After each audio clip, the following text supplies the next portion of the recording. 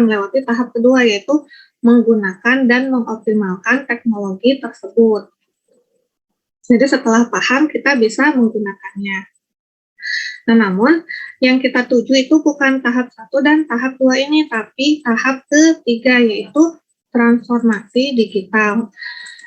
Nah, transformasi digital itu apa? Kita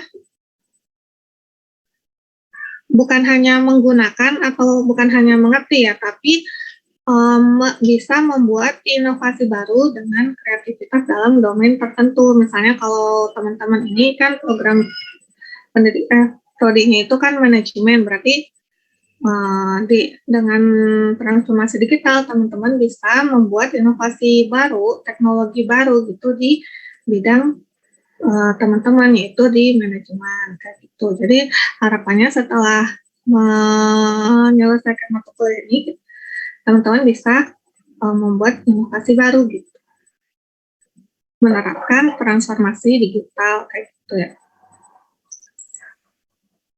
Nah, transformasi digital tadi tidak lepas dari adanya revolusi industri. Nah, apa itu revolusi industri? Revolusi industri adalah perubahan besar terhadap cara manusia dalam mengolah sumber daya dan memproduksi barang. Nah, pada revolusi industri terjadi perubahan secara besar-besaran di berbagai bidang, mulai dari pertanian, manufaktur, pertambangan, transportasi, dan teknologi. Nah, perubahan itu juga berdampak pada sosial, ekonomi, dan budaya di dunia. Gitu. Nah, ini adalah gambaran dari tahapan revolusi industri. Jadi, ada 4 tahapan ya. Yang pertama, pada abad ke-18 itu terjadi revolusi industri pertama atau revolusi industri 1.0 ya. Itu ditandai dengan adanya penemuan mesin uap untuk menggerakkan industri. Kemudian di abad 19 itu terjadi lagi revolusi industri 2.0, ditandai dengan adanya penemuan tenaga listrik. Jadi awalnya kan sebelum ada mesin uap itu pabrik digerakkan oleh tenaga manusia ya. Kemudian digantikan oleh mesin uap sehingga lebih cepat dan murah biaya produksinya. Kemudian diganti lagi dengan tenaga listrik. Nah, di revolusi industri 3 itu terjadi abad ke-20 ya. Ditandai dengan adanya pemanfaatan teknologi IT, komputasi, dan komunikasi. Nah, di abad ke-21 itu masa kita sekarang gitu ya, itu ada revolusi industri 4.0 yang ditandai dengan adanya sistem cerdas yang memungkinkan konvergensi dunia digital dan fisik. Itu ada IoT atau Internet of Things, terus penggunaan data, people, dan service. Nah, makanya nanti kita akan bahas IoT ini ya di satu pertemuan tersendiri. Di pertemuan ke-11 nanti ya, karena ini erat kaitannya dengan di transformasi digital ini.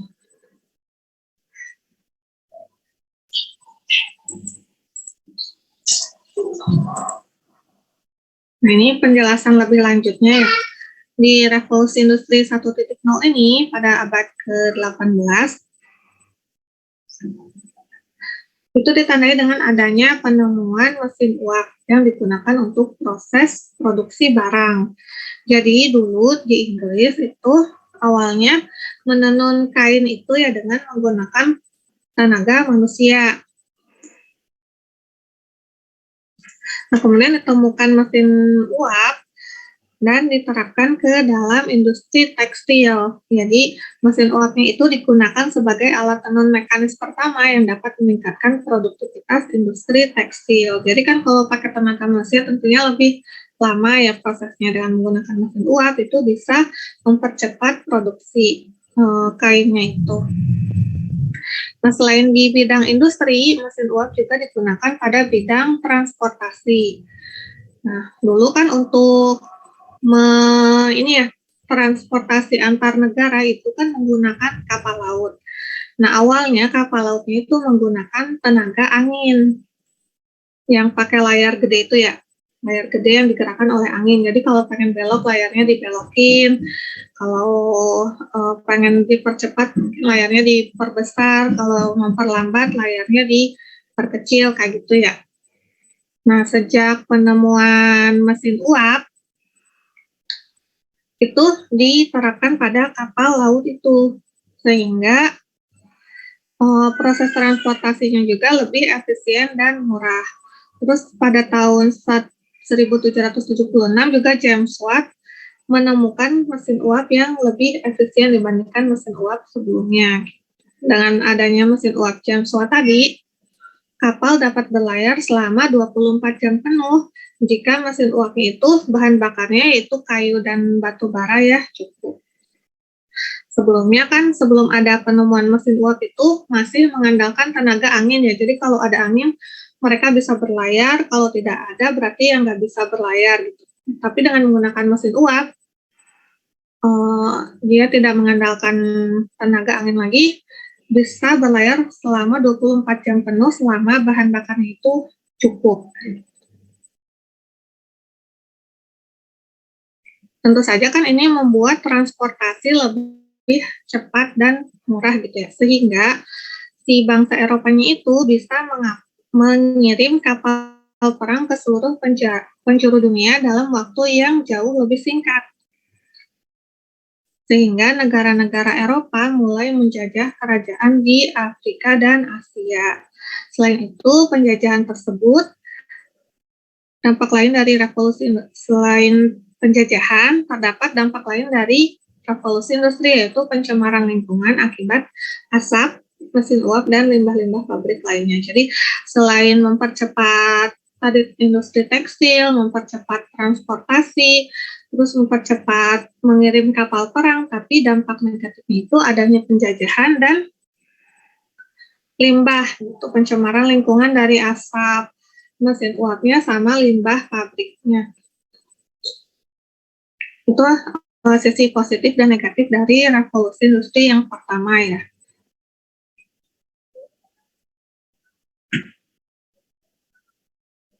Selanjutnya di revolusi industri yang kedua, itu pada abad ke-19, itu ditandai dengan adanya penemuan tenaga listrik. Waktu itu kan tenaga manusia itu digantikan dengan mesin uap tadi ya di revolusi industri pertama. Terus digantikan lagi dengan tenaga listrik. Nah, walaupun sudah digantikan dengan tenaga listrik, ternyata masih ada proses yang menghambat di pabrik. Jadi gini ceritanya. Dulu tahun 1800-an itu mobil mulai diproduksi secara massal. Nah, namun si mobilnya itu harus dirakit dari awal sampai akhir di satu titik oleh seorang perakit mobil. Jadi misalnya ada 3 orang perakit mobil ya. 1, 2, 3. Nah, mereka tuh ya udah masing-masing memproduksi satu mobil dalam satu titik. Nah, jadi si A memproduksi satu mobil, si B memproduksi satu mobil, si C juga memproduksi satu mobil gitu dalam satu waktu gitu ya. Dan tentu saja ini kan sangat lama, terus kan butuh seseorang yang ahli gitu ya dalam merakit mobil. Nah, solusinya itu ditemukan lini produksi atau assembly line, atau biasa juga disebut ban berjalan gitu ya, kayak gini bentuknya. Jadi, mereka untuk menyelesaikan satu mobil tidak harus dilakukan dalam satu titik oleh satu orang gitu. Jadi, ada kayak ban berjalannya gitu ya.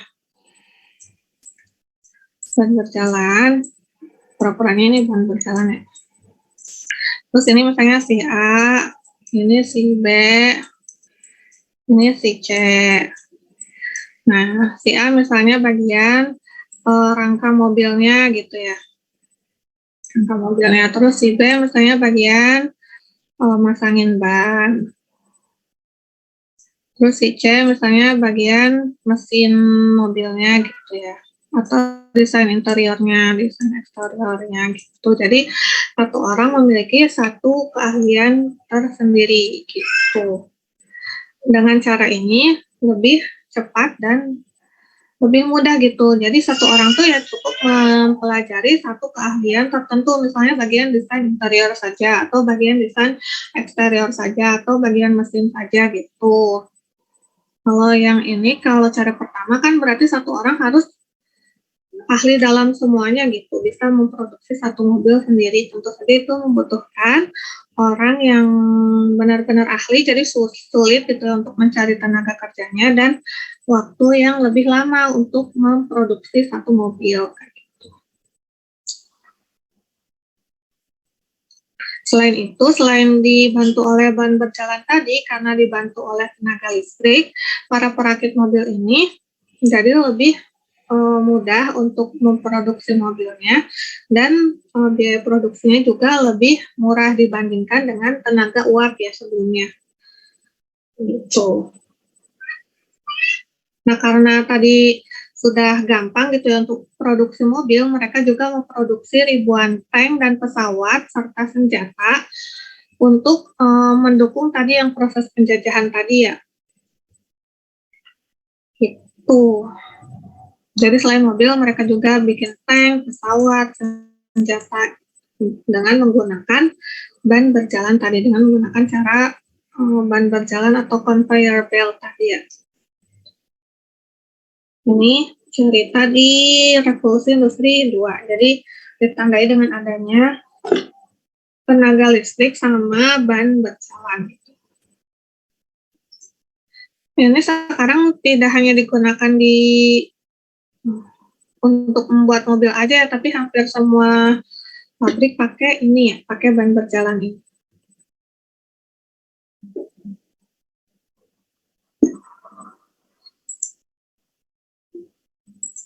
Itu untuk Revolusi Industri 2.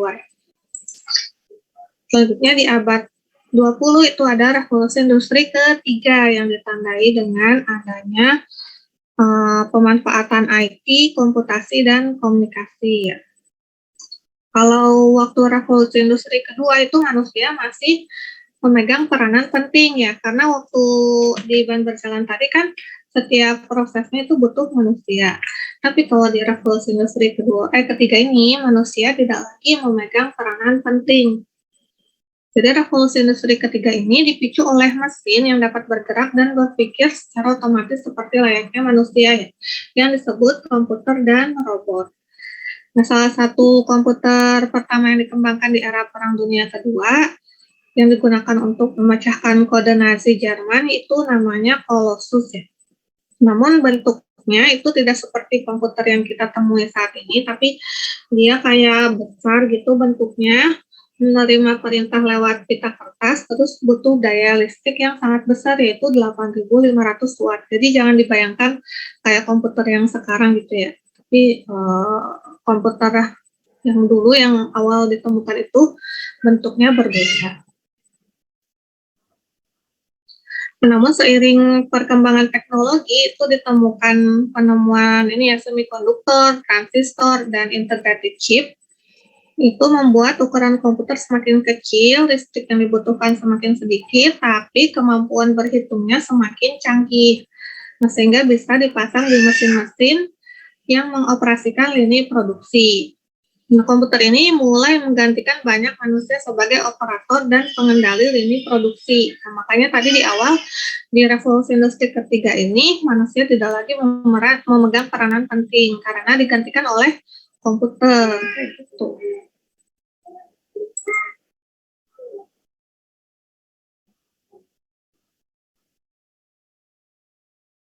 Nah, kemudian di abad kita sekarang ini, itu ada revolusi industri 4.0 ya, ditandai dengan adanya sistem cerdas yang memungkinkan konvergensi dunia digital dan fisik.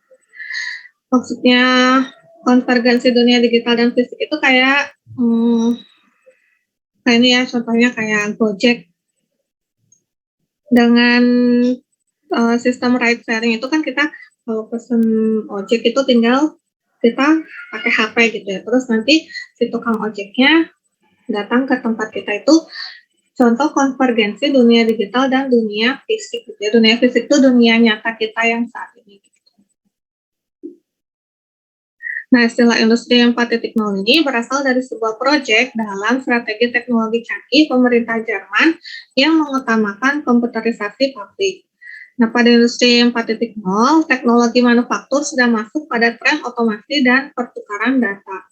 Hal ini mencakup sistem cyber fisik, Internet of Things, cloud computing, dan cognitive computing. Nah, di revolusi 4.0 ini, dia menggunakan teknologi cerdas yang dapat terhubung dengan berbagai bidang kehidupan manusia. Tren ini mengubah banyak bidang, terutama ya di bidang ekonomi, dunia kerja, bahkan gaya hidup. Contohnya tadi ya, di Gojek dan Grab. Itu contoh inovasi baru di revolusi industri 4.0 ini. Nah, selain Gojek dan Grab, ini contoh lain ya, kayak untuk di education, itu ada Coursera, edX, Udacity. Untuk marketplace, itu juga ada Tokopedia, ada Bukalapak, ada Shopee, dan lainnya. Untuk cloud kolaboratif, itu ada Google Drive, Dropbox. Terus online health service, itu ada Halodoc, Doctor. Terus kita juga ada e-government, Smart City. Terus smart city itu kumpulan dari smart home ya. Ada smart appliance kayak misalnya lampu gitu ya. Lampunya bisa dinyalakan otomatis. Misalnya ada sensornya gitu, kalau dia mendeteksi ada orang, lampunya menyala. Kalau dia mendeteksi tidak ada orang, lampunya mati sendiri, mati otomatis. Itu contoh smart appliance.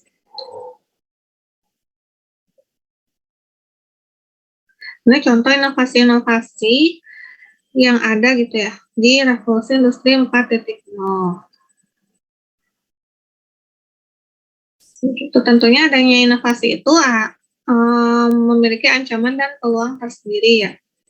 Ancamannya itu secara global, era digitalisasi akan menghilangkan sekitar 1 sampai 1,5 miliar pekerjaan sepanjang tahun 2015 sampai 2025 karena posisi manusia digantikan dengan mesin otomatis. Kayak tadi kayak robot, terus komputer yang ditanam di mesin gitu ya.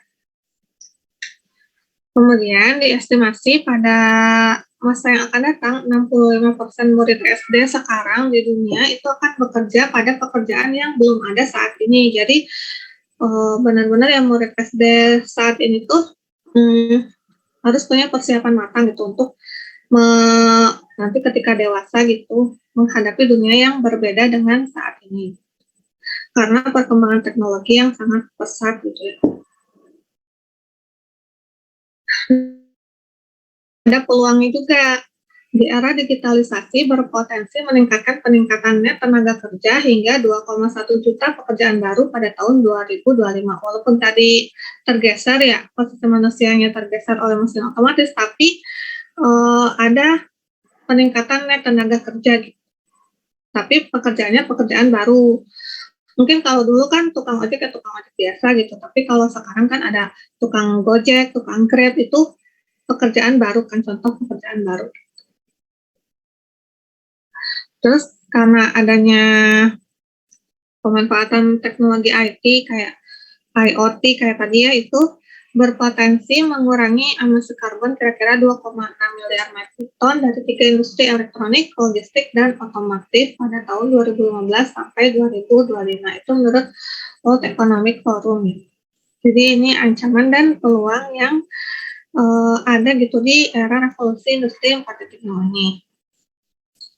Nah, untuk bisa mendapatkan tenaga kerja ini ya, peningkatan tenaga kerja ini kan kita perlu skill khusus gitu ya, supaya keberadaan kita itu tidak tergantikan oleh robot gitu. Nanti skill apa yang harus kita siapkan nanti kita akan bahas.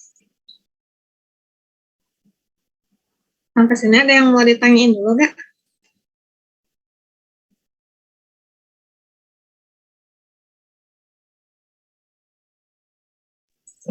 Bu, Ibu, izin Bu. Ya. Tadi saya, ini tentang mengenai absensi Bu. Saya bersama Benina, Maha Benina sudah hadir di kelas Bu, tapi belum dicantumkan hadir. Oh iya, udah kok. Oh udah ya, terima kasih Bu. Tadi, ini sih yang awal tadi udah aku isi call ya.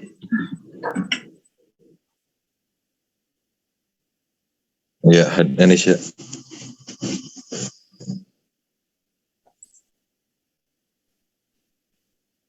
Ini ya, ada yang belum disebut Kak?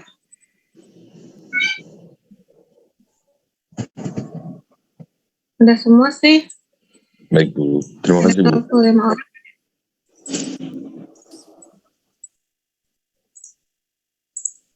Ada yang tidak hadir tapi disebut hadir.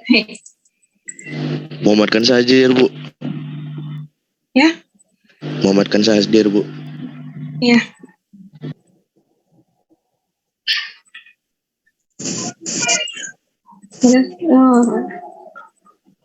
Belum deh. Semuanya hadir Bu di sini Bu. Iya, udah nih. Terima kasih Bu. Iya kayak udah nih.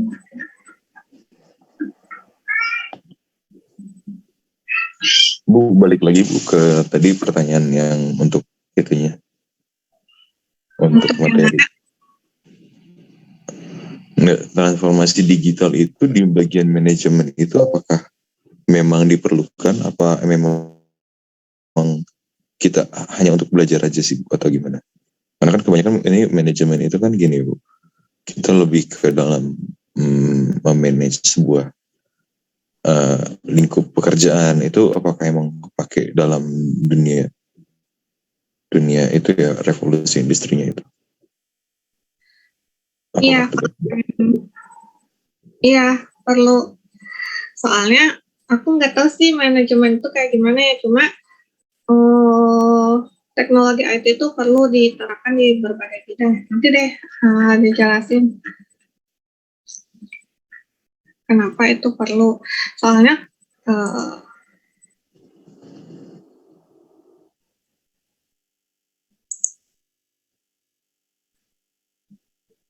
kalau di manajemen itu data yang digunakannya besar atau kecil? Maksudnya kayak ukurannya itu ratusan doang atau sampai ratusan ribu kayak gitu atau ribuan?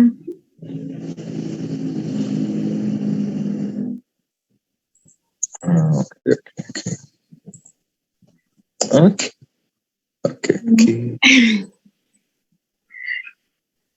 Kalau misalnya itu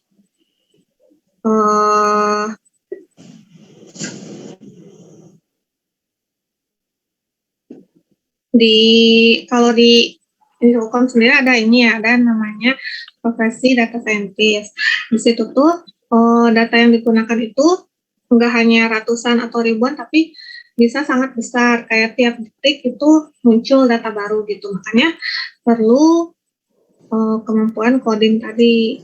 Kalau misalnya di manajemen sih menurut aku kalau misalnya bisa skill coding itu nilai plus ya untuk nanti di dunia pekerjaan. Waktu di Bank Indonesia juga ada sih yang bukan anak IT, tapi bisa gitu untuk coding kayak makro Excel, terus dia juga bisa database kayak SQL gitu ya, untuk ngambil data dari server gitu. Dia punya nilai plus tersendiri sih untuk nanti di dunia kerja.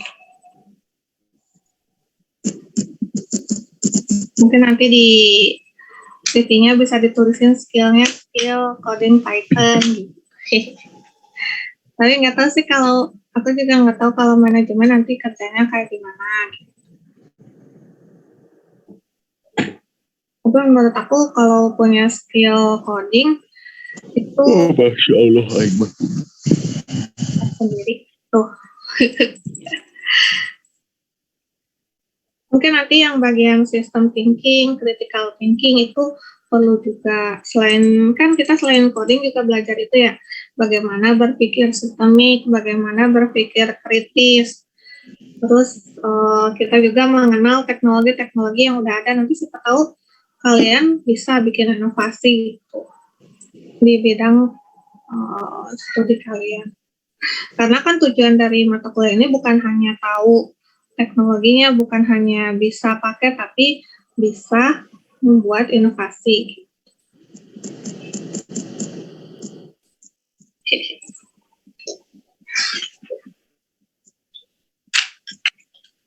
Ngantuk ya?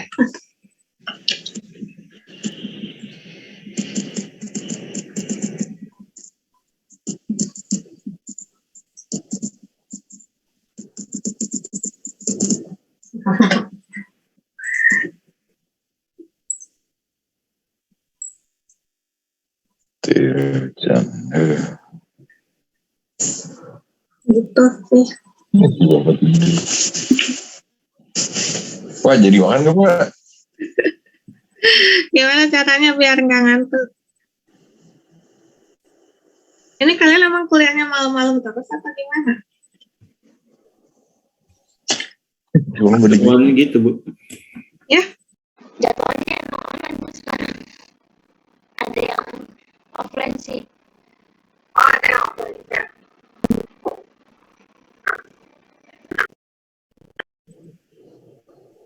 Bu, ini offline, ini kenapa nggak offline Bu? Kan lebih asik Bu, kalau misalnya Python kan apa ya, kalau online tuh agak bingung kalau dijelasin kayak dari online secara langsung lebih enak sih Bu. Iya, akunya jauh, ada di Bogor. Ah, sama Bu, saya juga dari Bogor Bu. Oh iya, Iya Bu, Bogornya Bogor. Enggak. saya Bogor di Katulampa Bu. Hmm, ada bayi juga aku nggak bisa ditinggalin di. Oh iya, lupa. Tapi kalau misalnya nggak ngerti gitu di kuliah, boleh kalau misalnya di WA atau di email gitu nanya-nanya boleh. Atau misalnya mau main ke rumah boleh. Aku Oh, di boleh. Cileng. Mohon maaf Bu, jauh banget Bu, dari Bogor juga. Bogornya Bogor Kabupaten.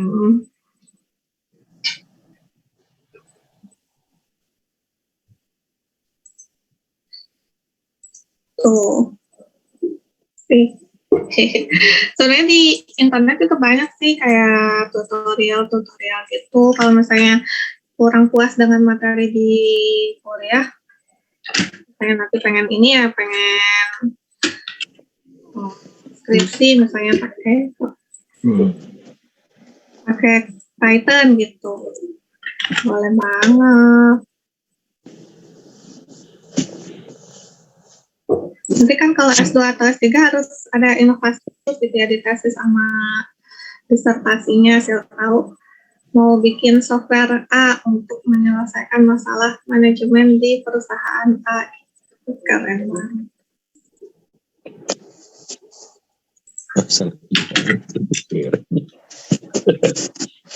Itu juga bisa dipakai bikin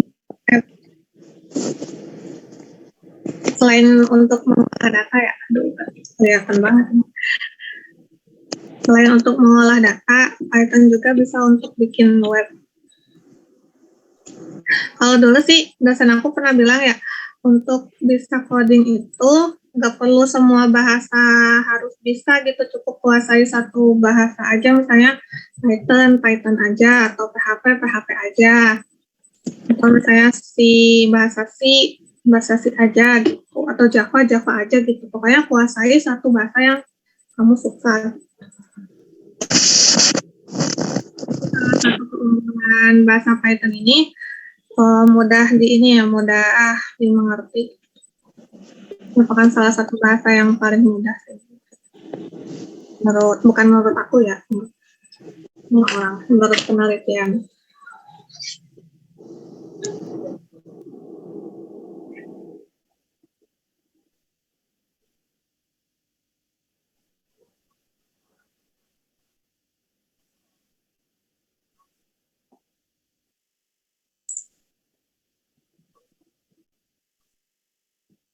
Mungkin nanti bisa diikuti dulu kuliahnya sampai akhir, terus nanti baru tahu, mungkin aku mau nerapinnya di bagian mana gitu. Aku terus sih coding.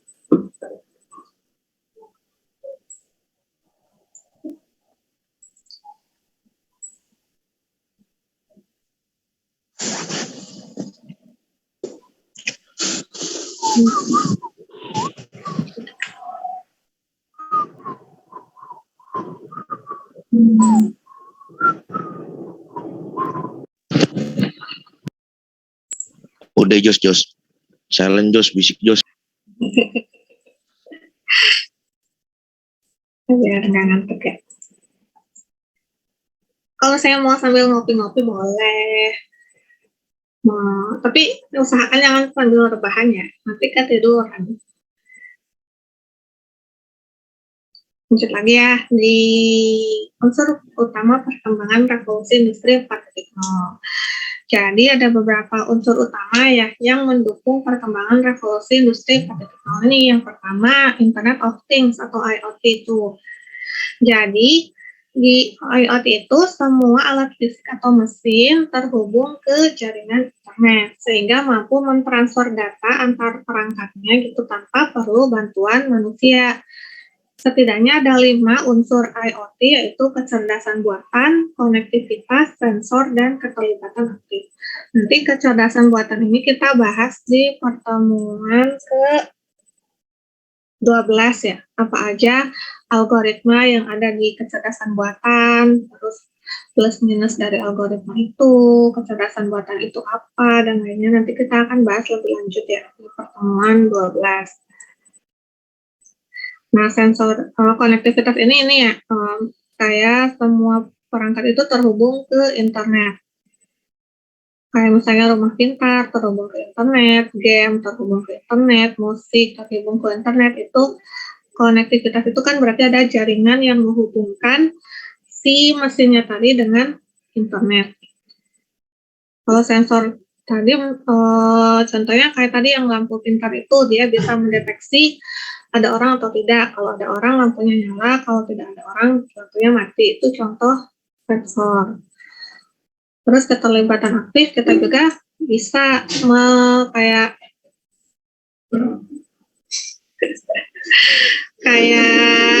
mengatur gitu ya. Misalnya, aku pengen lampunya itu nyalanya 75% aja, atau 60% aja. Aku pengennya jam 1 sampai jam 3 itu nyalanya, karena masih siang, nyalanya 30% aja. Nanti setelah sore nyalanya 75%, malam baru 100%, kayak gitu. Itu bisa kita atur. Itu contoh keterlibatan aktif manusia dengan perangkat mesinnya, kayak gitu ya. Jadi ini 5 unsur pembentuk IoT, itu kecerdasan buatan, konektivitas, sensor, dan keterlibatan aktif. Nah, cara kerja IoT itu dengan memanfaatkan sebuah argumentasi dari algoritma bahasa pemrograman yang telah tersusun, di mana setiap argumen yang terbentuk akan menghasilkan sebuah interaksi yang akan membantu perangkat keras atau mesin dalam melakukan fungsi atau kerjanya. Jadi, untuk gimana caranya sebuah lampu itu mengetahui sensornya mengetahui ada orang atau tidak, itu kan perlu algoritma yang diterapkan ke dalam mesin sensornya itu menggunakan bahasa pemrograman, kayak gitu kan. Makanya kita belajar dasar-dasar coding. Contoh untuk IoT ada smart city, itu kumpulan dari smart home ya. Ada autopilot juga. Autopilot tuh kayak buat di pesawat itu ya, bisa backup kerjaan pilot.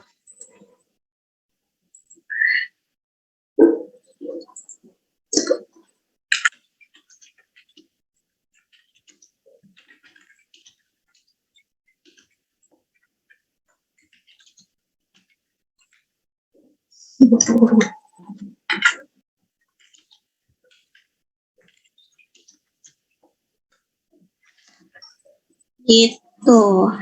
Terus mana unsur kedua yaitu big data. Karena tadi di dunia sekarang itu semuanya melibatkan data kan, dan datanya itu bertambah setiap detik real time gitu ya. Kayak misalnya transaksi keuangan di bank itu kan setiap detik bertambah orang yang melakukan transaksi keuangan, baik dari m-banking, ATM, atau mungkin datang langsung ke tellernya gitu. Itu kan setiap detik orang pasti ada. Makanya data yang terkumpul itu berukuran sangat besar. Makanya kita perlu pengetahuan tentang big data. Big data itu bukan hanya ukurannya yang besar ya, maksudnya ukuran besar itu bukan ratusan, bukan ribuan gitu ya, tapi sampai ke ratusan ribu, bahkan jutaan atau mungkin miliaran gitu ya, bisa jadi. Bukan hanya volumenya saja yang besar, tapi velocity-nya juga cepat, maksudnya pertambahan datanya gitu ya, bukan misalnya per tahun baru nambah, atau per minggu, atau per bulan, atau per hari, tapi real time gitu ya, per detik datanya nambah. Terus variasinya juga bermacam-macam. Maksudnya data itu kan ada yang terstruktur, structured gitu ya. Udah tulisannya jelas. Structured, ada yang unstructured gitu ya. Ada yang terstruktur, ada yang tidak terstruktur. Maksudnya data terstruktur itu apa? Kayak tabel gitu ya. Kayak tabel, kalau direpresentasikan datanya itu seperti tabel. Misalnya kayak nama, terus nomor mahasiswa gitu ya, nomor induk mahasiswa, terus misalnya alamatnya gitu. Itu contoh data terstruktur. Jadi kalau direpresentasikan itu seperti tabel. Kalau tidak terstruktur itu kayak foto, suara, video, itu tidak terstruktur datanya. Jadi tidak bisa direpresentasikan seperti tabel. Nah, tentu saja untuk penanganan data terstruktur dan tidak terstruktur itu berbeda ya. Untuk data terstruktur kan mungkin bisa pakai Excel kalau jumlahnya kecil. Kalau jumlahnya besar ya mungkin pakai datanya itu disimpan di server, terus nanti diambil pakai SQL gitu. Enggak sih SQL. Ini untuk database ya, bahasa pemrograman untuk database. Terus kalau tidak terstruktur ya gimana caranya, itu biasanya pakai algoritma kecerdasan buatan ya. Nanti kita mengenal tentang itu. Walaupun tidak sampai ke implementasi ya, karena waktu implementasinya cukup rumit. Nah, value-nya juga tinggi. Maksudnya value-nya tinggi itu kalau misalnya datanya banyak sekali tapi tidak ada gunanya, ya berarti data sampah gitu kan. Maksudnya kayak ya udah nggak ada gunanya gitu, ngapain dipakai gitu. Jadi untuk sebuah data disebut big data itu harus memiliki value. Maksudnya datanya relevan dengan yang problem yang sedang kita hadapi. Terus datanya nggak bolong-bolong, misalnya ini ya, data ini. Namanya misalnya name-nya nggak ada, alamatnya nggak ada.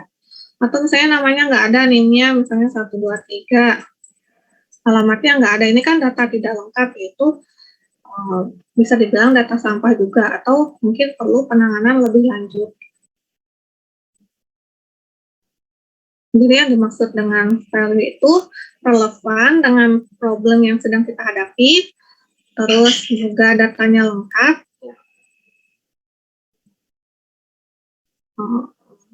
Ya gitu, datanya lengkap. Jadi kalau misalnya datanya tidak relevan, ya buat apa gitu kita pakai data itu. Terus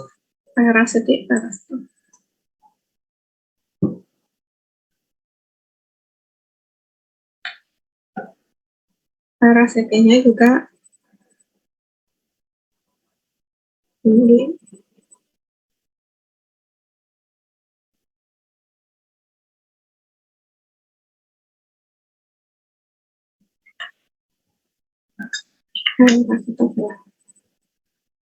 Oh ya, hampir sama dengan value tadi ya, benar. Maksudnya mungkin sumbernya bisa dipercaya gitu, sumber datanya gitu bisa dipercaya.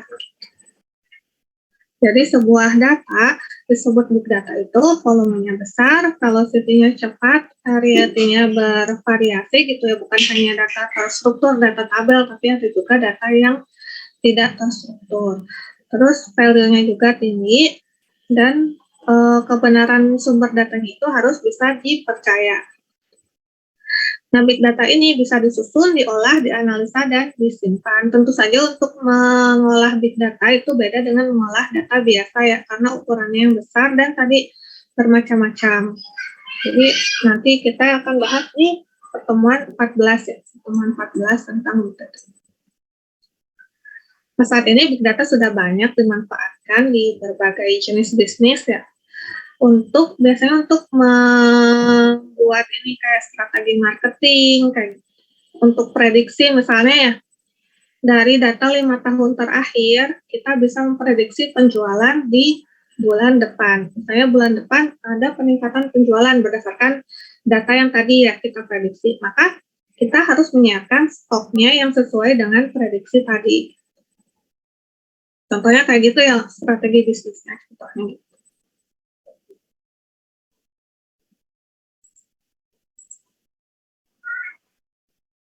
Makanya pengetahuan Big Data ini perlu untuk kita ketahui gitu.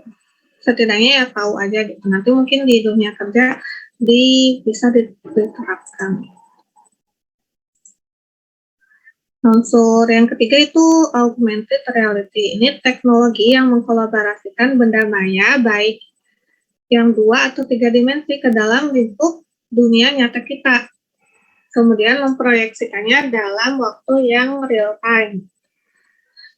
Pokoknya augmented reality itu dia mengisikan informasi ke dalam dunia maya dan menampilkannya ke dunia nyata dengan bantuan seperti kamera, webcam, atau kacamata khusus kayak Google Glass gitu ya. Contohnya game Pokemon. Dulu pernah ada yang main game Pokemon nggak? Jadi kan waktu kita arahkan HP-nya gitu kan muncul lingkungan yang ada di depan kameranya. Terus muncul juga tokoh Pokemonnya ya. Itu berarti kan menggabungkan dunia nyata kita dengan si tokoh 3 dimensi atau 2 dimensi si Pokemonnya itu. Terus filter sosial media juga kan ada. Saya muka kita bisa jadi ada lipstiknya, ada apa ini namanya, eyelinernya, terus pokoknya bisa pakai makeup, itu contoh augmented reality juga. Terus di aplikasi medis juga bisa, contohnya kayak gini, kita mengarahkan kamera ke badan pasien. Nah, dia juga bisa memprediksi letak-letak tulangnya, letak-letak organnya kayak gitu. Jadi misalnya dokternya bisa menentukan, oh aku nyobeknya di sini gitu, operasinya di bagian sini gitu. Terus aplikasi chat tembok juga, misalnya kita mengarahkan ke ruangan kamar kita gitu. Terus kita pilih catnya warna pink, nanti temboknya berubah jadi pink gitu. Jadi kita bisa memperkirakan, oh kalau warna pink kamarnya jadi bagus atau enggak gitu. Itu contoh augmented reality. Terus unsur yang keempat itu cyber security. Nah, karena di revolusi industri 4.0 ini kan kita erat kaitannya dengan teknologi informasi ya, makanya perlu ada cyber security. Itu aktivitas meningkatkan keamanan informasi untuk mencegah adanya cyber attack. Atau aktivitas yang disengaja yang menargetkan sistem informasi untuk merusak, mengubah, atau mencuri ketersediaan informasi, integriti, dan kerahasiaan. Nah, ancaman dari cyber security ini ada malware, ransomware, social engineering, dan phishing.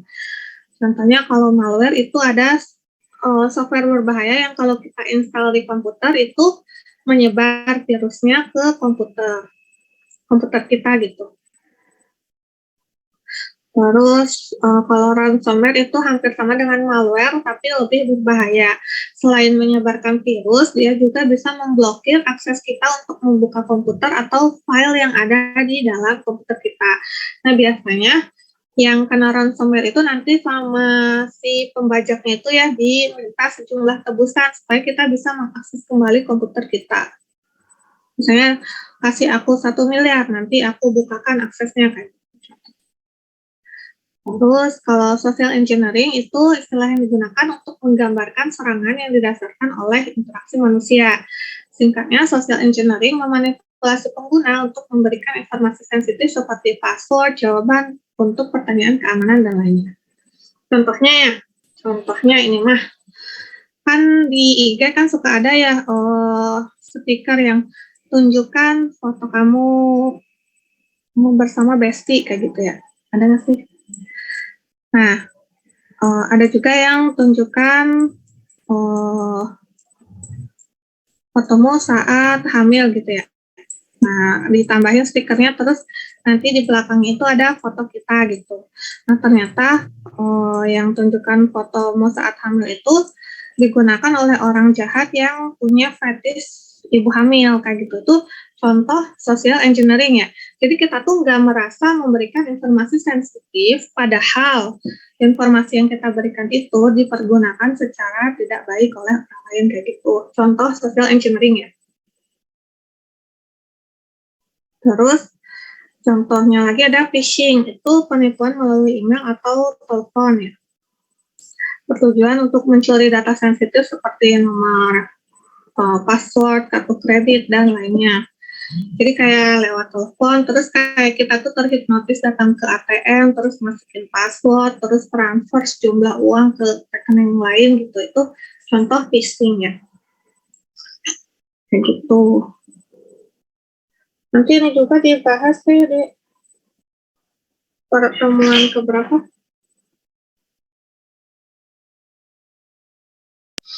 Bu, laptop saya takut meleduk, Bu. Kenapa? Laptop saya takut meleduk. Iya, kenapa meleduk? Ya gitu, coding-coding. Oh enggak kok, kodenya ini mah yang ringan. Enggak pakai data yang banyak, enggak pakai algoritma yang rumit. Enggak apa-apa kok. Nah, aku juga ini Iya, bismillah. nanti yang keamanan ini dibahasnya lebih lanjut di pertemuan ke-8 ya, tentang cyber security. Itu harapannya kalau kita tahu ancaman yang ada di dunia cyber, kita bisa menghindari ancaman itu.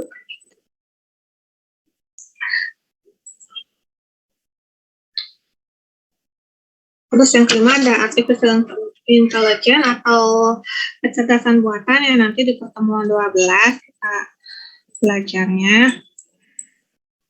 Itu teknologi komputer yang memungkinkan mesin yang memiliki kecerdasan mirip manusia, mulai dari melakukan tugas serta mengambil keputusan dengan tepat tanpa bantuan manusia.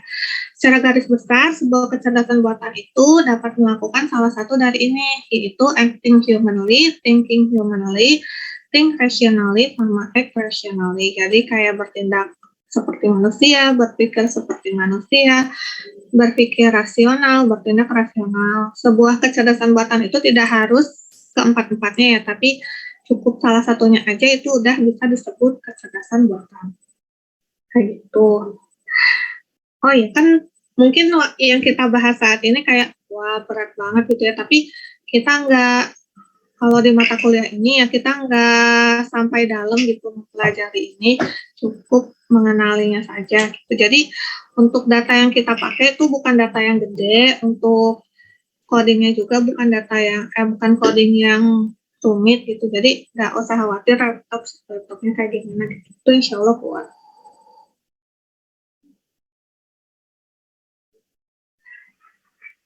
Next lagi yang artificial intelligence ini contohnya kayak teknologi deepfake yang dimiliki oleh Facebook. Contohnya kalau dulu kan ngalamin ya, yang kalau kita kok gini kita upload foto dulu ya, kita upload foto ada orangnya, terus kita tag, jadi kayak kita klik wajah orangnya, terus kita ketik namanya A, terus kita upload foto lagi, kita tag namanya B, kita upload foto lagi, kita tag namanya C, kita upload beratus-ratus foto terus di tag masing-masing orangnya kayak gitu dulu ya. Bayangin orang yang melakukan itu ada berapa juta, itu berarti si Facebook itu kan mengumpulkan kayak mungkin miliar foto orang gitu ya kali, dan mereka menggunakan algoritma kecerdasan buatan supaya bisa mengenali wajah seseorang kayak gitu. Jadi kan kalau sekarang aku udah lama gak main Facebook sih. Kalau sekarang katanya kalau ini upload foto seseorang, si Facebook itu langsung mengenali oh ini si A gitu. Itu tuh berdasarkan teknologi artificial intelligence yang dimiliki oleh Facebook yang namanya Deepface. Jadi dia bisa mengenali foto seseorang dari mungkin jutaan atau lebih gitu ya, foto yang dikumpulkan oleh Facebook dari yang kita tag manual tadi gitu.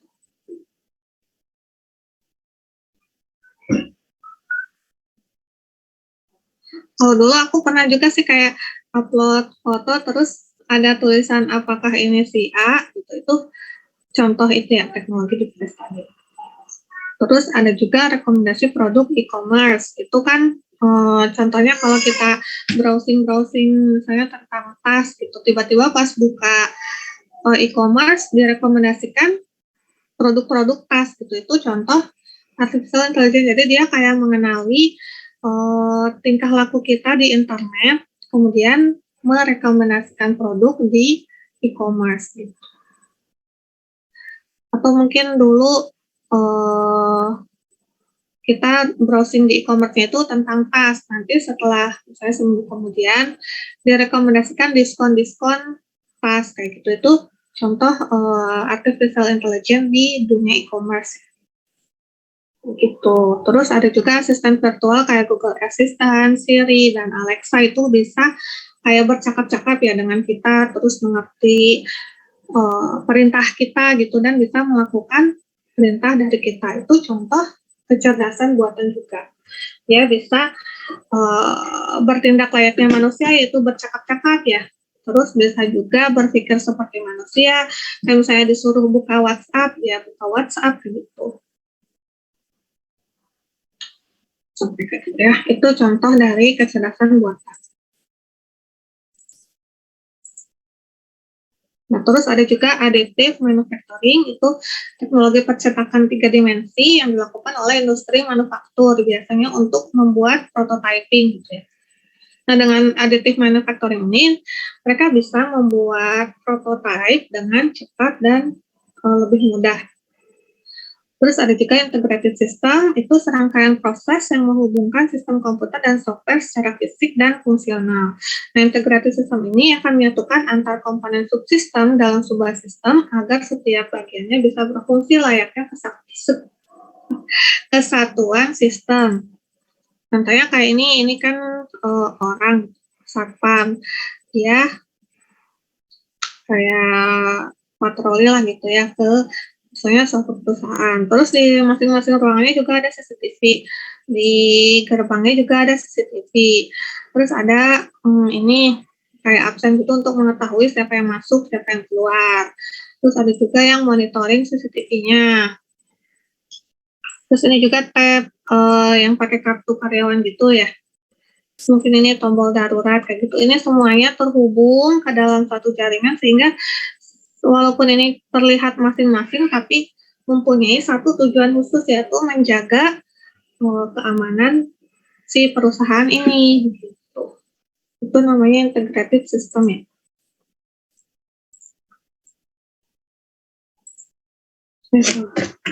Terus unsur yang terakhir yaitu cloud computing. Ini adalah teknologi yang menggunakan internet sebagai pusat pengelolaan, penyimpanan data, dan aplikasi. Nah, teknologi ini memungkinkan para pengguna memperoleh hak untuk mengakses atau menjalankan program melalui komputer dan jaringan internet tanpa instalasi.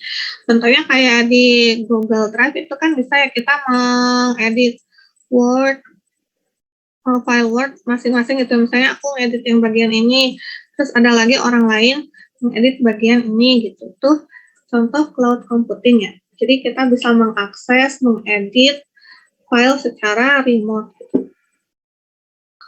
Keuntungannya itu dapat mengakses file secara remote, bisa mengecek email di komputer manapun, bahkan menyimpan serta mengakses file dari manapun. Contohnya kayak Dropbox atau Google Drive, itu kan kita tinggal upload filenya, terus dari komputer manapun kita bisa download kan, asalkan punya akses ke dalam file tersebut.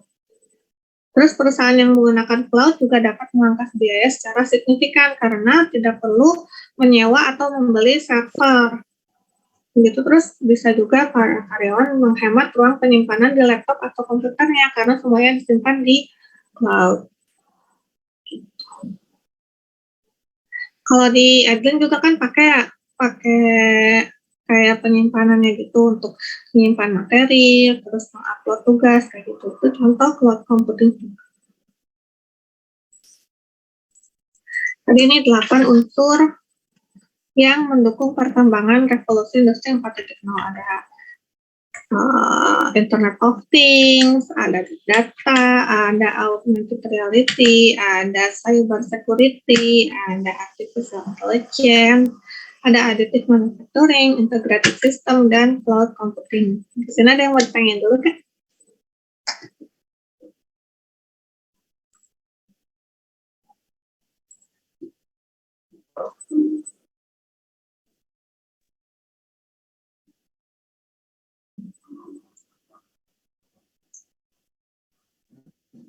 Kalau dari saya masih belum sih, Bu. Ya mungkin belum ada gambaran ya, nanti kan sebagian besar nanti dibahas lebih lanjut di pertemuan selanjutnya. Oke, sekarang mah kayak pengenalannya aja. Nanti dibahas lagi di pertemuan, ada dibahas di pertemuan 8, 9, 10, 11, 12, 13, 14.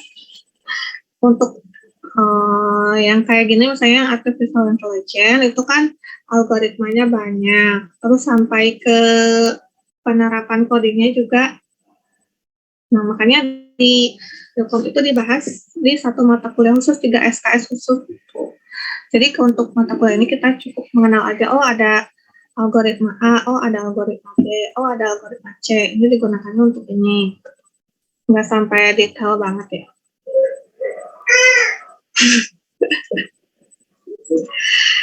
Tuh.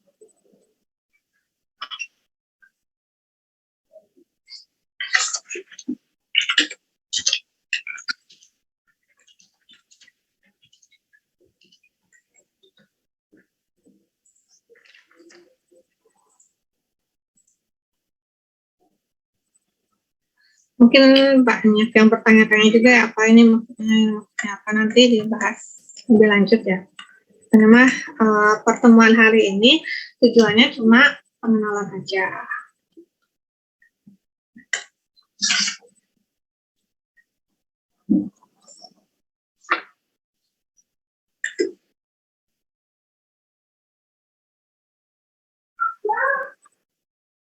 Nah, ini untuk menghadapi revolusi industri tadi kan banyak nih teknologinya ya. Ada artificial intelligence, ada augmented reality, ada big data, ada IoT. Nah, maka apa yang dibutuhkan untuk menyambut revolusi industri 4.0 ini?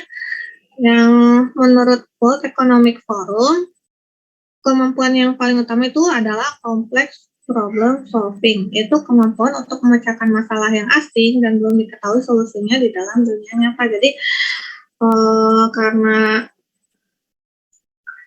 tadi di revolusi industri 4.0 ini data yang digunakan kan banyak, terus kompleks, maka kita harus punya kemampuan complex problem solving. Jadi bisa memecahkan masalah yang kompleks, gimana caranya. Mungkin nanti dibahas lagi di ini ya, di pertemuan 9, metode system thinking. Jadi kita bagaimana berpikir secara sistem untuk menyelesaikan sebuah masalah yang kompleks. Itu nanti dibahas lebih lanjut ya. Terus yang kedua itu social skill. Selain kita punya kemampuan untuk diri sendiri gitu ya, kita juga harus bisa melakukan koordinasi, negosiasi, persuasi, mentoring, dan kepekaan kepada rekan kerja kita gitu dalam memberikan bantuan hingga emotional intelligence. Jadi bukan hanya kita hebat sendiri gitu, tapi harus bisa berkoordinasi, bernegosiasi dengan rekan kerja kita gitu, mengajak atau persuasi ya, mentoring atau ngajarin gitu. Misalnya rekan kerja kita kurang ngerti nih apa pekerjaannya, kita harus bisa mentoring ke rekan kerja itu supaya bisa nanti jalan bersama gitu ke depannya. Itu kemampuan yang urutan kedua ya. Terus urutan ketiga ada proses skill, itu terdiri dari active listening, logical thinking, dan monitoring self and others. Jadi active listening itu diperlukan biasanya di tahap awal gitu. Misalnya kita ketemu klien ya, kliennya itu bilang, aku punya masalah A, B, C, D. Ya, kita harus bisa mendengarkan, terus misalnya aku punya masalah A, terus kita nanya, solusi apa aja yang sudah dicoba selama ini, kayak gitu. Misalnya udah solusi 1, 2, 3 ternyata tidak berhasil, kayak gitu. Itu kan jadi kita punya input untuk kita sendiri untuk nantinya bisa menyelesaikan masalah si klien tadi. Kita perlu ini, active listening. Terus bukan hanya ngedengerin terus, oh iya iya, tapi kita juga memberikan tanggapan. Terus logical thinking, berpikir logis. Terus monitoring self and others. Jadi kita harus tahu misalnya deadline-nya itu 7 hari. Ya kita harus bisa memonitoring kita, pekerjaan kita udah sampai mana, terus rekan kerja kita udah sampai mana, perlu bantuan atau tidak gitu. Terus kemampuan yang keempat itu system skill ya, kemampuan untuk melakukan judgement dan keputusan dengan pertimbangan cost benefit serta kemampuan untuk mengetahui bagaimana sistem dibuat dan dijalankan. Gitu, misalnya kita mengetahui punya masalah gitu, nggak harus langsung ke atasan, Pak saya punya masalahnya, tapi kita juga harus punya kemampuan untuk memutuskan sendiri gitu. Jadi nggak semua masalah harus diteruskan ke atasan kita harus bisa memutuskan sendiri dengan pertimbangan cost benefit tadi, apa solusi yang kita ajukan itu terlalu banyak cost gitu yang dikeluarkan atau gimana. Dan kita juga harus tahu sistem yang dibuat, yang sedang kita buat tuh kayak gimana, cara dijalankannya kayak gimana gitu. Jangan-jangan solusi kita itu tidak sejalan dengan sistem yang ada saat itu kayak gitu. Nanti dibahas juga di system thinking ya, nanti dibahas.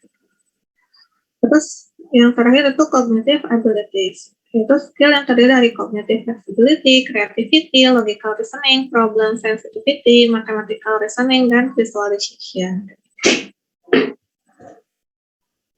Ini skill yang banyak diminta gitu ya di tahun 2020. Kalau di tahun 2022 kayaknya tidak terlalu signifikan perbedaannya dengan ini.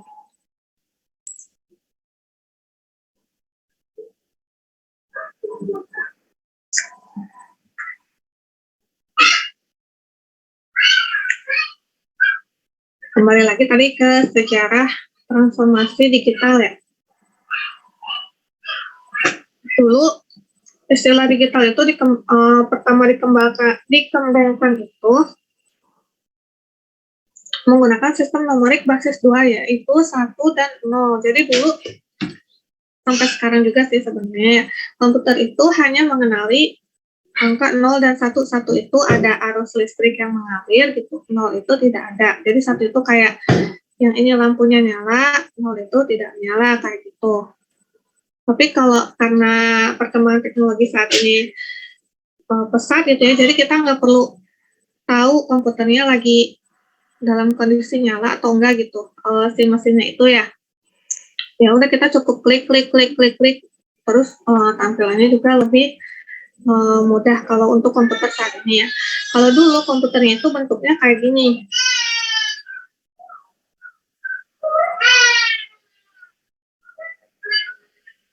Begitu, ini komputer yang diperkenalkan oleh John Atanasoff tahun 1939. Itu yang untuk memecahkan kode Nazi itu ya.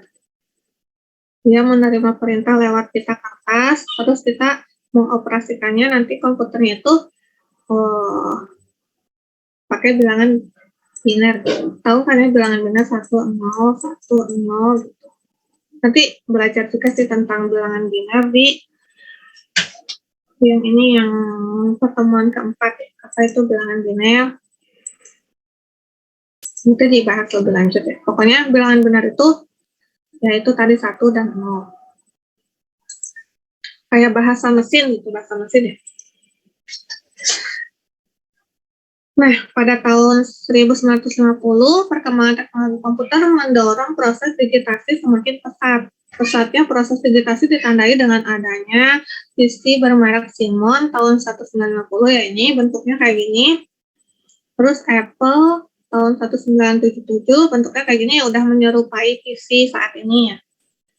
Dan PC IBM tahun 1981 kali. Bentuknya masih kayak disket gitu ya yang di sini. Terus tampilannya juga masih hitam hijau. Seiring dengan perkembangan teknologi komputer, mulai muncul teknologi World Wide Web atau WWW yang menembus batas ruang lingkup, dimensi, skala, kecepatan, serta efek digitalisasi di dunia. Hal ini meningkatkan proses transformasi sosial, ditandai dengan adanya pertukaran data yang cepat.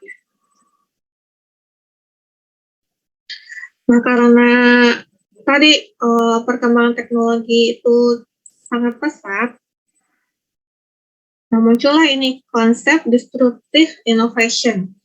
Apa itu disruptive innovation?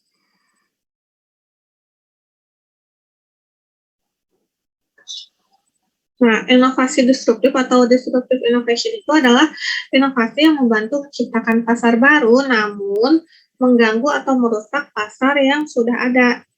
Dan pada akhirnya menggantikan model bisnis yang selama ini berjalan atau menggantikan teknologi terdahulu. Jadi ada inovasi tapi kayak merusak kebiasaan lama gitu, model bisnis yang lama.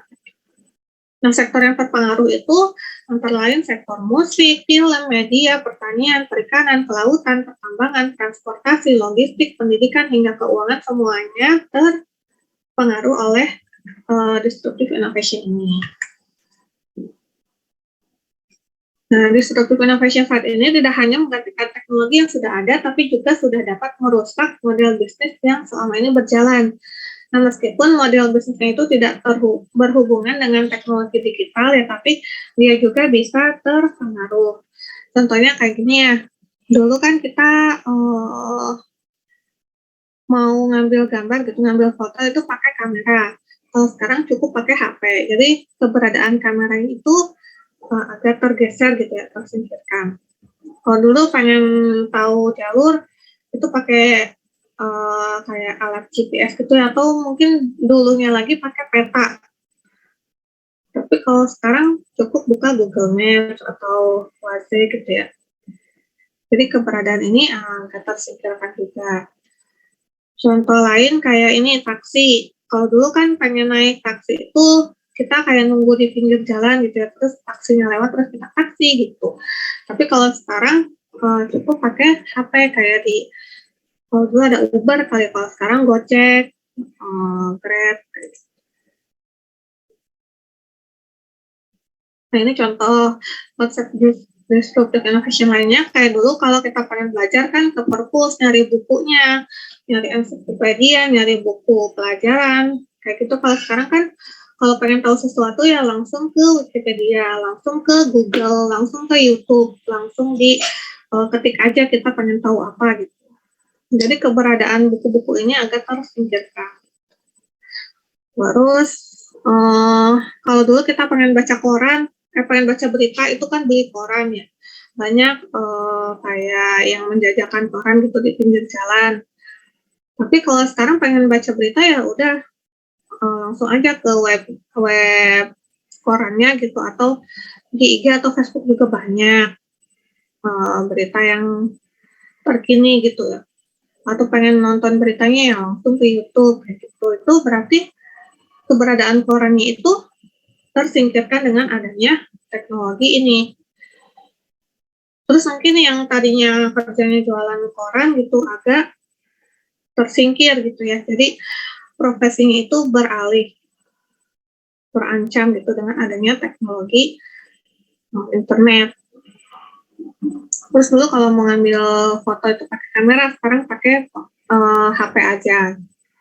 Terus kalau dulu pengen dagang ya buka toko, terus mungkin marketingnya bisa pakai brosur atau dari mulut ke mulut gitu ya. Kalau sekarang kan bisa pakai Shopee, Bukalapak, Lazada, Tokopedia, OLX, Blibli, Kaskus, atau yang lainnya gitu ya. Terus untuk kalau pengen iklan juga bisa kan di e-commerce-nya sendiri, kayak Shopee kan ada program iklannya gitu ya, di Tokopedia juga ada program iklannya kan gitu. Tinggal bayar berapa gitu. Terus dulu kalau pengen denger lagu-lagu itu kan di kaset atau CD gitu ya. Kalau sekarang kan cukup di Spotify atau di YouTube juga bisa. Jadi keberadaan CD tuh sekarang udah hampir nggak ada ya. Ya kalau dulu sih aku suka beli CD atau kasetnya gitu. Kaset yang pakai pita itu loh yang diputar. Kalau sekarang kan kayaknya udah nggak ada deh. Yang kayak CD player, terus kayak radio yang bisa muter kaset itu sekarang udah nggak ada. Terus kalau dulu pengen belanja pakai uang cash, kalau sekarang bisa pakai GoPay, bisa pakai OVO, bisa pakai ShopeePay, dan lainnya. Terus kalau dulu pengen naik ojek itu harus jalan ke pengkolan, terus mang mau naik ojek gitu. Tapi kalau sekarang ya udah tinggal masukin tujuan kita, lokasi kita, terus nanti si emangnya yang nyamperin kita, yang jemput kita sendiri. Nah, makanya ini si tukang ojek yang pengkolan ini terkena disruptive innovation karena dia dari kayak tersingkirkan gitu ya. Kan orang-orang banyaknya milih ojek online gitu karena lebih murah dan lebih mudah gitu untuk menggunakannya. Ini contoh profesi yang tergeser oleh adanya inovasi ya. Gitu. Terus selain tadi yang tukang koran, terus tukang CD, ada juga tukang ojek. Itu contoh-contoh profesi yang agak tergeser gitu ya, tersingkir dengan adanya inovasi. Kalau dulu kita pengen bimbel ya ke Primagama, ke Ganesha, kalau sekarang mungkin ke ruang guru gitu, supaya bisa online. Itu contoh konsep disruptive inovasi ini. Jadi dia inovasi bagus, belum pernah ada sebelumnya, mempermudah kehidupan kita sehari-hari, tapi di sisi lain juga menggeser kayak model bisnis lama gitu ya. Jadi ada sisi positifnya, ada sisi negatifnya juga. Nah tentu saja yang tadi itu ada dampaknya ya. Contohnya di bidang sosial itu ada urbanisasi yang meningkat. Jadi orang-orang yang di desa itu pindah ke kota supaya mendapatkan akses teknologi yang lebih maju. Nah, pengangguran juga meningkat karena ada mesin berteknologi canggih menggantikan peranan manusia dalam dunia industri. Nah, terus di bidang ekonomi juga terdampak gitu karena untuk mengimplementasikan transformasi digital di sebuah perusahaan itu membutuhkan biaya yang tidak sedikit, kayak misalnya meng-hire programmer, terus misalnya membeli komputer yang speknya tinggi, beli server, beli jaringan, kayak gitu kan itu membutuhkan biaya yang tidak sedikit kan. Terus maintenance-nya juga, maka itu salah satu dampak di bidang ekonomi.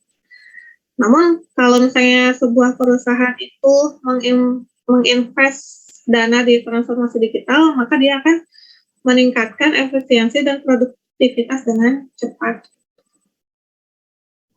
Terus di bidang politik juga terkena dampaknya ya. Karena adanya fenomena industri yang 4.0 ini, perlu adanya peraturan atau persiapan khusus dari pemerintah untuk menghadapi fenomena revolusi industri 4.0 tadi.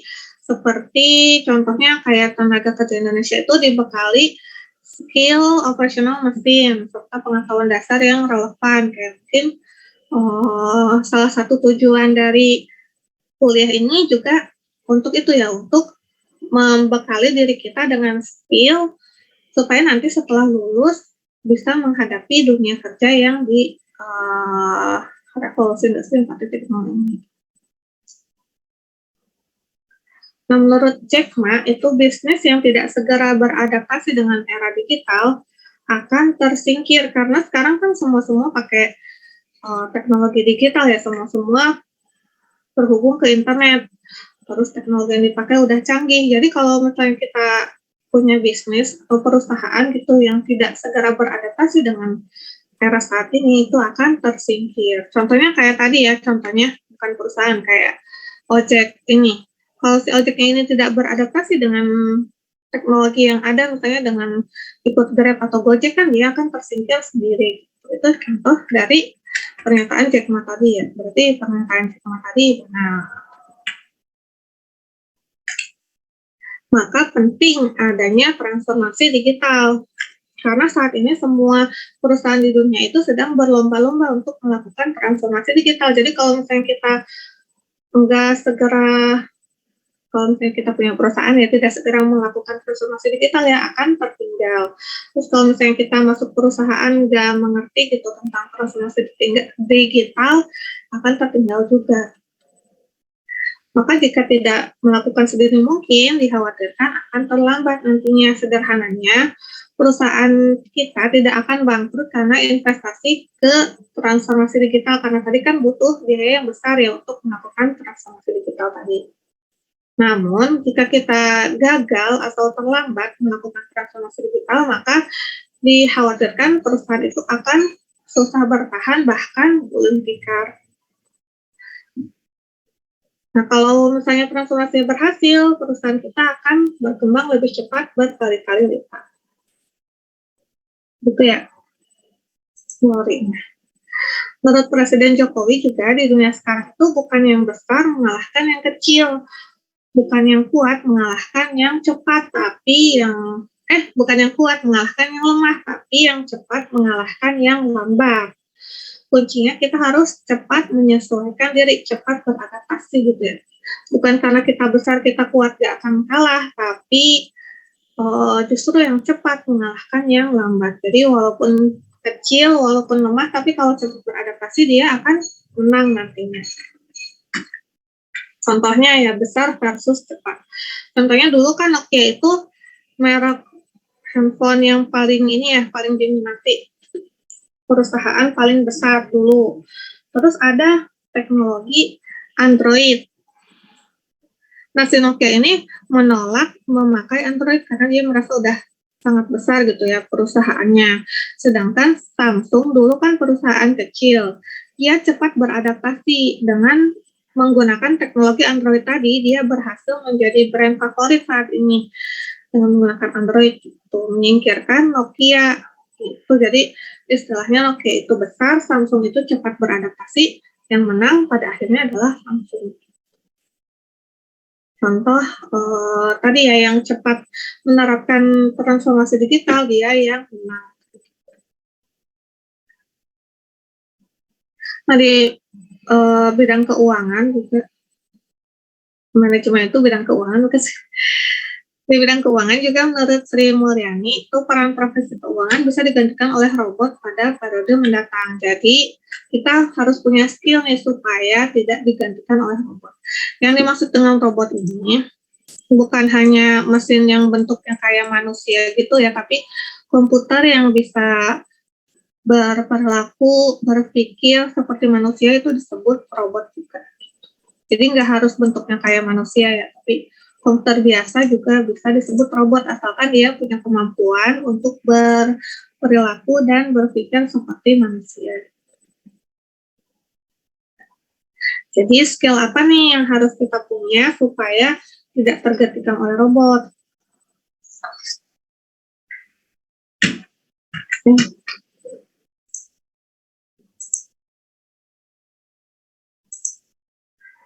Nah, ini adalah skill yang harus kita siapkan untuk menyambut revolusi industri 4.0 ini.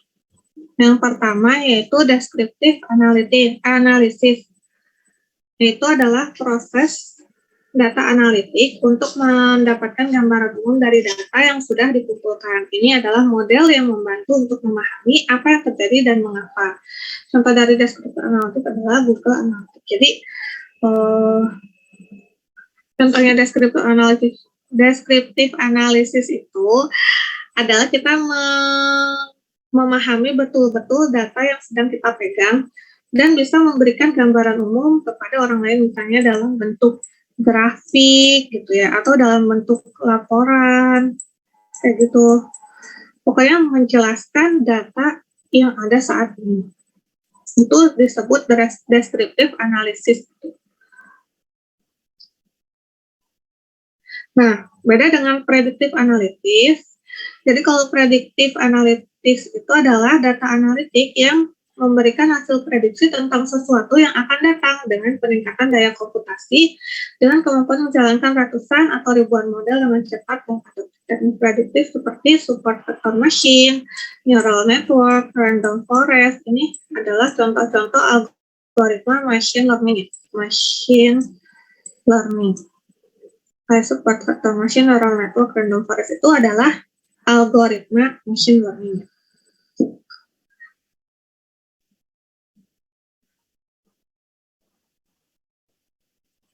Contohnya, sistem rekomendasi yang dipakai di situs e-commerce, misalnya kita nyari tas. Nah, dia bisa memprediksi kiranya barang apa lagi yang kita sukai, misalnya yang berhubungan dengan tas itu, misalnya sepatu atau baju yang matching dengan tasnya gitu, misalnya warnanya matching atau mereknya sama dengan merek tas yang kita cari, kayak gitu. Itu untuk memprediksi kira-kira barang ini juga disukai biar bisa dibeli juga gitu oleh dia. Atau misalnya untuk tadi yang strategi marketing ya, misalnya kita punya data 5 tahun ke belakang. Kalau untuk prediksi, data yang dikumpulkan itu harus banyak ya, minimal 5 tahun untuk memprediksi 1 bulan ke depan.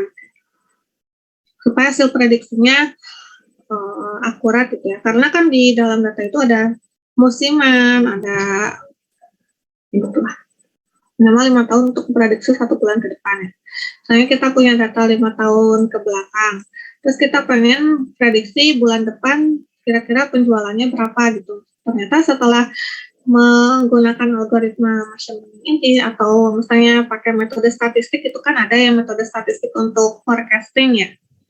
Diketahui misalnya penjualannya 5.000 piece gitu. Nah, maka kita harus menyiapkan stok sebanyak ini supaya ya kalau penjualannya meningkat gak ada stoknya buat apa gitu. Kayak gitu. Jadi kalau deskriptif analisis itu untuk mendapatkan gambaran data yang saat ini, kalau predictive analysis itu untuk memprediksi ke depannya gitu. Prediksinya itu bisa pakai algoritma machine learning, bisa pakai metode statistik atau yang lainnya.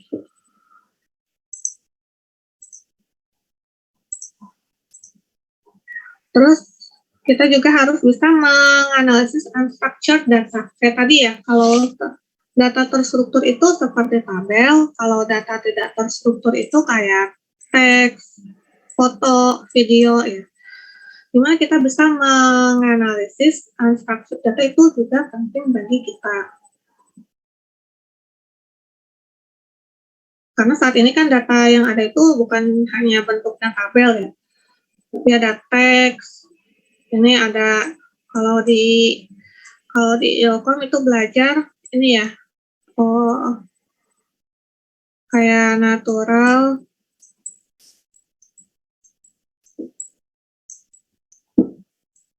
language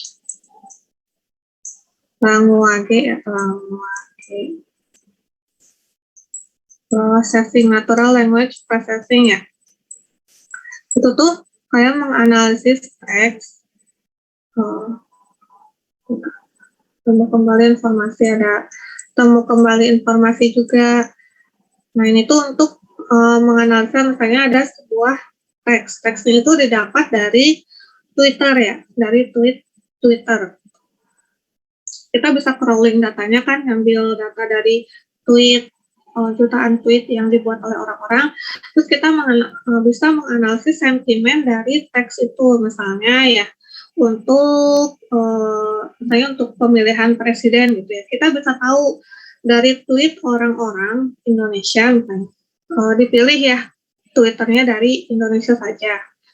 Ternyata orang-orang lebih memilih calon nomor 2 misalnya ya. Nah, dari situ kan bisa, misalnya aku calon nomor 1, ternyata orang-orang lebih memilih calon nomor 2, kan dari situ kita bisa melakukan strategi supaya orang-orang itu bisa memilih aku kayak gitu. Itu contoh ini ya, text processing. Bisa dari Twitter, bisa dari berita, bisa dari berita kan dari situs berita gitu. Mungkin dari status Facebook, kalau image bisa dari Instagram, bisa dari Google Image, atau dari foto gitu ya. Kayak tadi yang mengenali foto orang itu salah satu image processing. Terus video mungkin bisa dari YouTube dan lain-lain. Walaupun misalnya nggak bisa coding untuk unstructured data analytic, tapi kita harus tahu misalnya algoritma A itu cocok untuk masalah yang sedang kita hadapi saat ini, kayak gitu. Harus minimal punya pengetahuan itu gitu ya. Nanti kan kita belajar lebih lanjut di pertemuan nanti di pertemuan UAS. Terus selain itu kita juga harus punya kemampuan mengolah big data. Big data itu yang tadi volumenya besar, velocity-nya cepat. Gitu. Nah, big data dalam jasa keuangan digunakan di perusahaan kredit, bank, retail, penasehat keuangan, perusahaan asuransi, dan lainnya. Karena tadi data yang ada saat ini itu pertumbuhannya sangat cepat ya. Dan karena orangnya banyak, saat ini kan orang yang menggunakan teknologi itu banyak, maka data yang dihasilkan juga semakin banyak. Terus skill yang kelima itu cloud computing. Jadi kita harus bisa menggunakan aplikasi cloud gitu ya, supaya tadi kan keuntungan menggunakan cloud itu kan ya.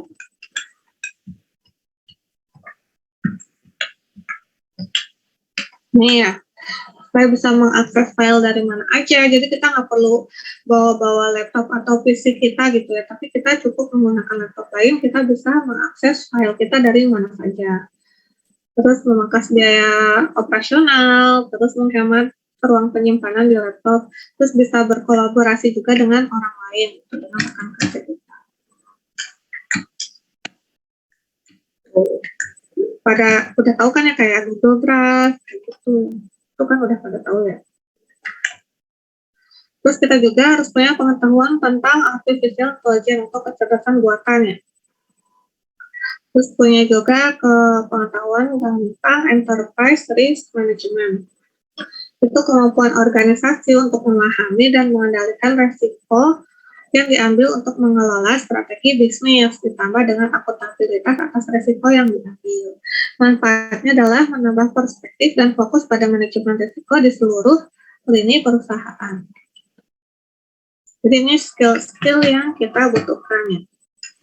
Walaupun kan teman-teman bukan anak ilmu komputer ya, jadi tidak perlu sampai bisa ngoding untuk ngolah big data gitu ya, tapi cukup tahu aja kalau ini adalah big data, yang ini bukan big data gitu.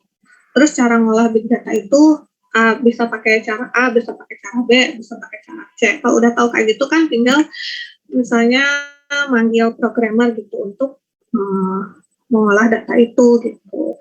Tapi teman-teman tahu supaya programmernya bisa dikasih tahu gitu, teman-teman pengen mengolah datanya itu untuk misalnya klasifikasi.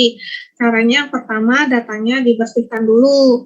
Bersihkannya caranya kayak gini. Jadi programmernya tinggal bikin kodenya gitu. Jadi teman-teman cukup tahu aja gitu. Ada teknologi namanya big data, cara ngolahnya kayak gini.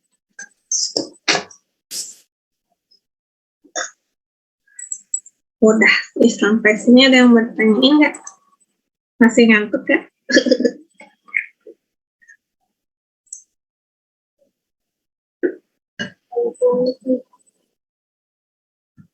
Ya.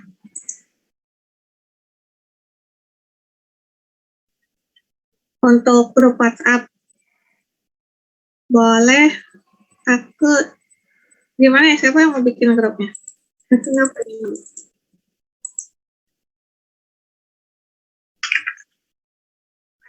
Ya, ini kontingnya siapa?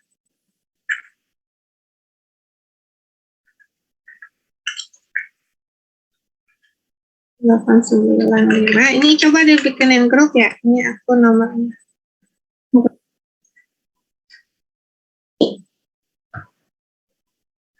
Biar nanti kalau misalnya diskusi tugas-tugas. Ini ya, nanti kalau dibikinin grup nanti aku diundang ya.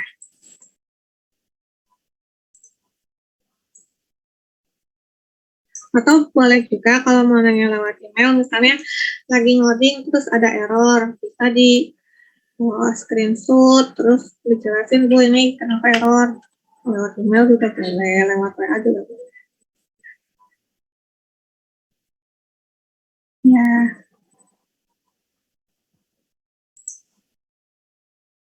ada yang mau ditanyain nggak terkait materinya?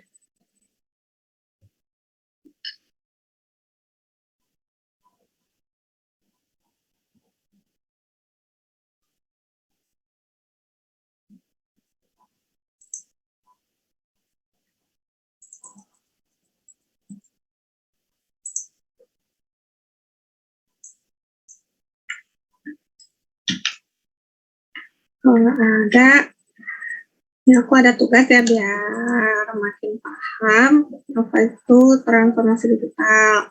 Nah, teman-teman cari contoh transformasi digital di bidang manajemen yang udah ada saat ini gitu ya. Terus misalnya ada dampak dari transformasi digital itu, kayak disruptive innovation-nya coba dijelaskan dampaknya seperti apa. Sebelum adanya transformasi digital itu seperti apa, terus setelah adanya penggunaan teknologi itu atau transformasi digital itu kondisinya seperti apa. Tuh, contohnya dulu di perusahaan A itu menyimpan datanya, kalau misalnya di sebuah puskesmas gitu ya, menyimpan datanya di kertas biasa gitu. Setelah adanya teknologi A, puskesmas itu menyimpan datanya di sebuah server sehingga si si dokternya itu bisa mengakses datanya itu lewat ruangan dia gitu, nggak perlu si perawatnya datang ke ruangan dokter ngasih kertasnya kayak gitu. Terus karena teknologi A itu sifatnya sistem terintegrasi gitu ya, sistem informasi terintegrasi, jadi dokternya itu bisa tahu juga stok obatnya. Jadi ketika dia memberi resep, dia bisa ngecek stok obatnya ada atau enggak. Contohnya ya, jadi sebelumnya seperti apa, setelahnya seperti apa.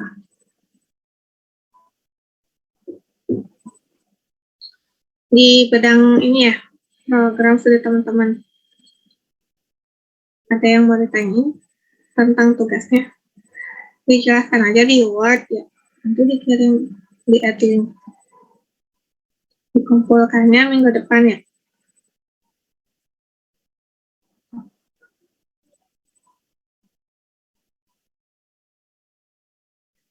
Ada yang mau ditanya? Enggak.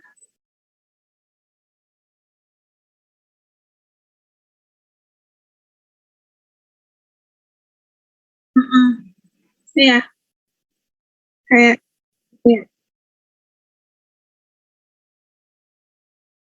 ya,